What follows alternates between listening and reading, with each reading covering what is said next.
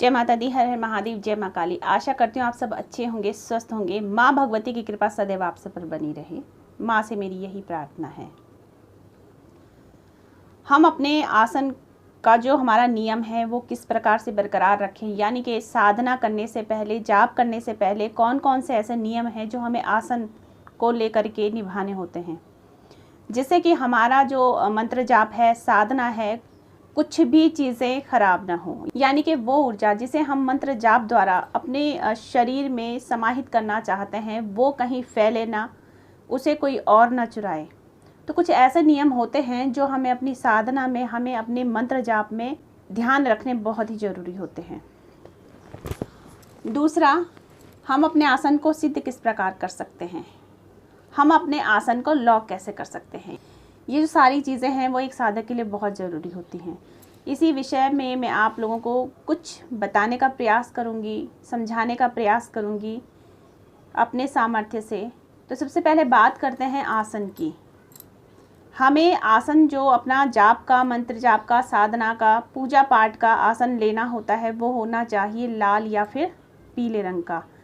कभी भी combined colour का आसन ना लें, यानी कि बहुत सारे आसन ऐसे आते हैं कि जिन पर ब्लैक कलर की डिज़ाइनिंग की होती है, तो काला रंग बिल्कुल भी ना लें।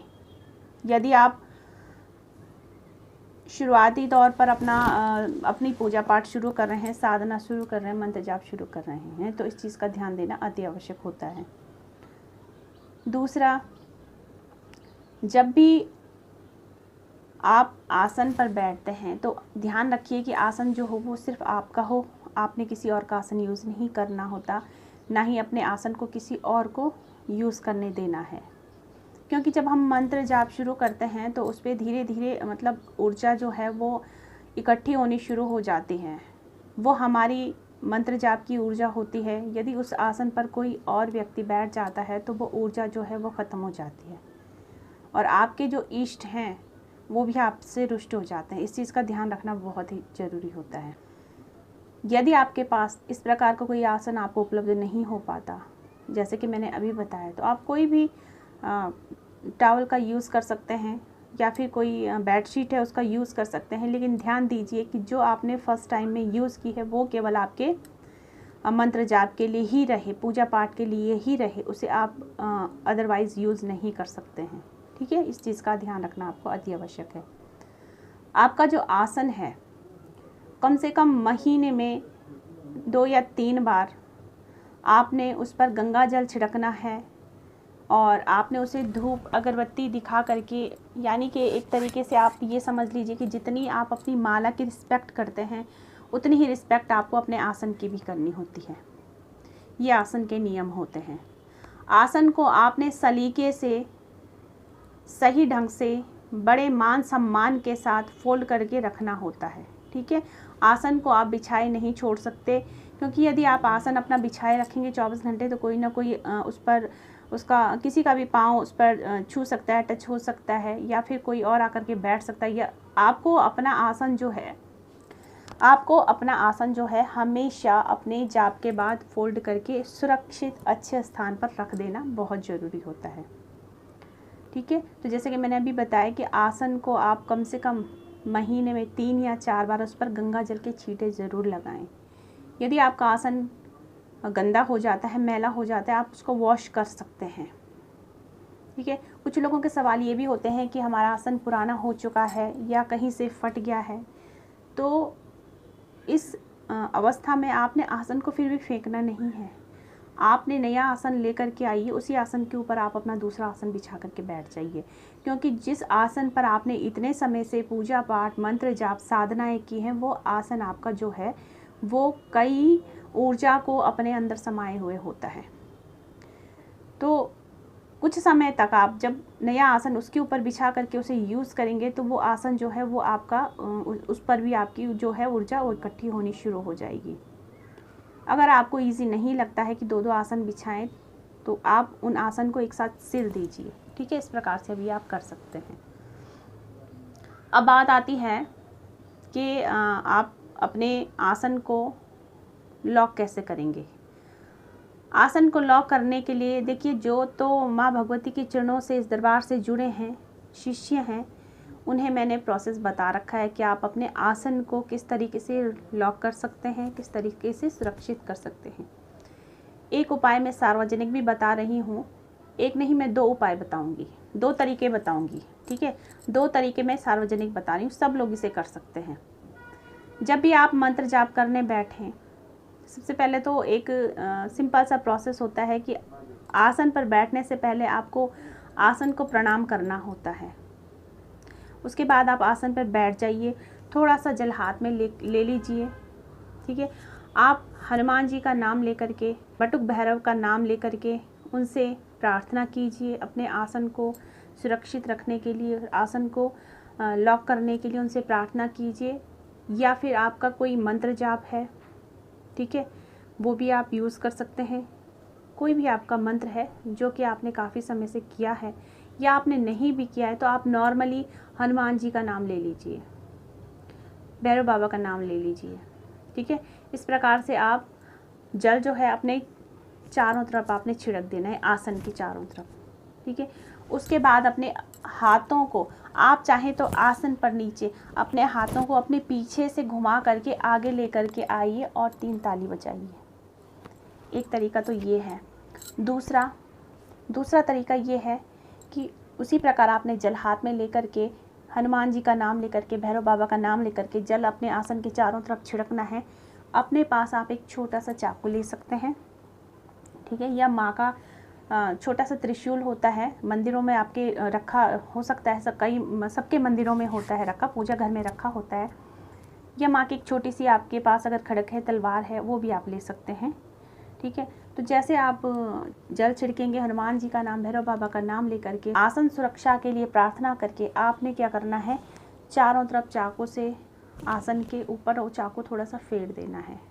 इस तरीके से भी आप अपना आसन जो है वो लॉक कर सकते हैं। अब सवाल आता है कि आसन को अनलॉक कैसे करें। देखिए, जब आपका मंत्र जाप पूरा हो जाता है और आप आसन से उठते हैं, आपका आसन अनलॉक स्वयं ही हो जाता है, ठीक है। आसन से उठने से पहले कुछ प्रोसेस होते हैं जो मैं अभी लास्ट में बताऊंगी, वो करने बहुत ज़रूरी होते हैं, वरना आपके सारे मंत्र जो हैं वो बेकार हो जाते हैं। तो ये तो था तरीका आसन को लॉक करने का। अब बात आती है आसन सिद्धि की। आसन सिद्ध किस प्रकार से होता है। जब हम लगातार एक ही आसन पर बैठ करके मंत्र जाप कर रहे हैं, कई लोग तो 15-20 मिनट करते हैं, कई लोग फिर आधा घंटा करते हैं, कई लोग फिर 1-1, 2-2 घंटे तक मंत्र जाप करते हैं। जैसे जैसे आपकी मंत्रों की जाप की अवधि बढ़ती रहेगी, ध्यान की अवधि बढ़ती रहेगी, वैसे वैसे आपका जो आसन होगा वो सिद्ध होना शुरू हो जाता है। कुछ लोग जो पुराने साधक हैं, कई समय से साधनाएं कर रहे हैं, कई समय से मंत्र जाप कर रहे हैं एक ही आसन पर बैठ करके, उनके आसन के ऊपर इतनी हैवी ऊर्जा जो है, वो इतनी हैवी एनर्जी इकट्ठी हो जाती है कि उनका आसन स्वयं सिद्ध हो जाता है। एक समय ऐसा भी आ जाता है कि उनके मंत्र जाप की ऊर्जा इतनी हाई लेवल की पहुंच जाती है कि फिर उन्हें आसन की ज़रूरत नहीं होती है, क्योंकि जब भी वो कहीं भी बैठते हैं तो एक आसन स्वतः ही उनके नीचे बिछ जाता है, जो दिखाई नहीं देता है। वो तो बहुत हाई लेवल की बात है, ठीक है। वहाँ तक पहुँचने के लिए बहुत मेहनत लगती है। तो बेसिकली जो बात हो रही है वो आसन की हो रही है कि आप अपने आसन को किस प्रकार से, देखिए कभी भी ये डाउट मत कीजिए कि आपका जो आसन है, काफ़ी समय से आप उस पर जाप कर रहे हैं, वो आसन सिंपल है, वो सिंपल नहीं रहता है, ठीक है। वो एक आसन सिद्ध आसन बन जाता है। इसलिए अपने आसन की हमेशा हमेशा हमेशा कद्र करें, सम्मान करें। जिस प्रकार से आप अपनी माला को गुप्त रखते हैं, छुपा करके रखते हैं, वैसे ही आपने अपने आसन को भी छुपा करके रखना है।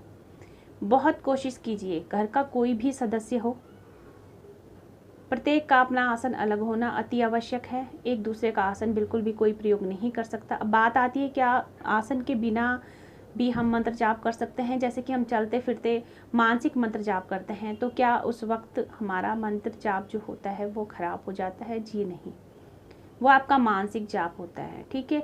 उस समय कोई भी ज़रूरत नहीं होती है कि आप नंगे पाँव हों, या आपने पैरों में जूते चप्पल पहन रखे हैं लेकिन आपका मंत्र जाप चल रहा है मानसिक, कोई दिक्कत नहीं है, उससे इसका कोई संबंध नहीं है। वहाँ पर आप क्या कर रहे हैं, जो आपने बैठ करके साधना की, मंत्र जाप किया, आप उसकी ऊर्जा को वहाँ पर बरकरार रख रहे हैं। यानी आप कहीं जाते हैं, ऐसी जगह पर चले जाते हैं जहाँ की थोड़ी सी नेगेटिविटी है, थोड़ा माहौल अच्छा नहीं है, थोड़ा सा मतलब आपके लिए सुटेबल जगह वो नहीं है, वहाँ आप चले जाते हैं तो कहीं ना कहीं आपका ऑरा इफेक्टेड होता है। लेकिन जब आप मानसिक जाप आपका चलता रहता है मन में, तो जो ऑरा आपने एक जगह बैठ करके, आसन पर बैठ करके मंत्र जाप द्वारा अपना तैयार किया था, वो ऑरा जो होता है वो बरकरार रहता है। ठीक है, अब बात आती है कि आसन हमें ज़रूरी क्यों होता है, बैठने मंत्र जाप के लिए हमें आसन की ज़रूरत क्यों होती है। देखिए, पृथ्वी के अंदर जो ग्रेविटी है उसकी वजह से क्या होता है, हमारा यानी पृथ्वी अपने तरफ खींचती है हर चीज़ को, ये सबको पता है। ठीक है, तो जो भी हमारी एनर्जी होती है वो सारी धरती के अंदर चली जाती है अगर हम आसन ना बिछाएं। कहा जाता है ना कि खाना जब खाते हैं तो सीधे ज़मीन पर बैठकर खाना भी नहीं खाना चाहिए, भोजन भी नहीं करना चाहिए, भोजन करने से पहले भी आपके नीचे आसन बिछा होना चाहिए। यानी भोजन से मिलने वाली एनर्जी जो होती है ना, वो भी आपके शरीर को नहीं लगती, फिर वो भी सीधे सीधे धरती में समा जाती है। इसलिए बिना आसन के तो कोई कार्य करना ही नहीं चाहिए। ठीक है, इसलिए कहा जाता है, इसलिए ये नियम बहुत ही ज़रूरी है कि जब भी आप मंत्र जाप करें, साधना करें, तो आप आसन का प्रयोग ज़रूर करें, ताकि आपकी जितनी भी ऊर्जा मंत्रों द्वारा आपने प्राप्त की है वो आपके शरीर में रहे, ना कि वो धरती में चली जाए। फिर आपको आसन छोड़ने से पहले ओम शुक्राय नमः, ओम इंद्राय नमः, ये मंत्र 3 बार बोल करके जल अपने आसन के नीचे छोड़ना होता है, तब जा कर के आपको उठना है। वहाँ पर समझ जाइए कि आपने जो अपना आसन लॉक किया था वो अनलॉक हो चुका है। ठीक है, इस तरीके से आप अपनी साधना को कर सकते हैं।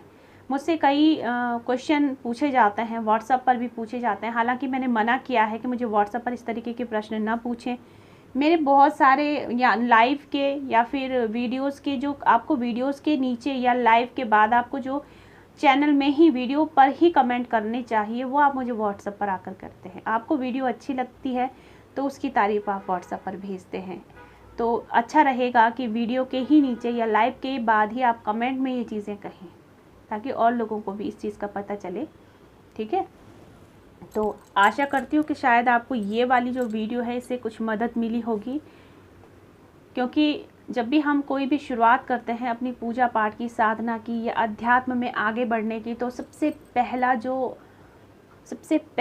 पहली सीढ़ी जो होती है हमारी, वो होती है हमारा आसन। यदि हमारा आसन ही सही नहीं रहेगा तो आगे हमारे कोई भी काम सफल नहीं हो सकते। इसलिए आप अपने आसन का विशेष ध्यान रखें।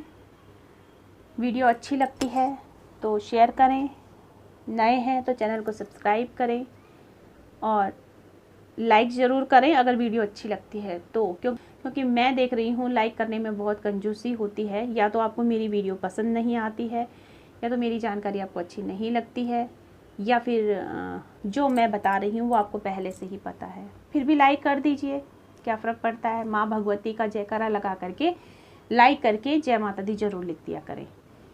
तो जय माता दी सभी को, हर हर महादेव, जय माँ काली।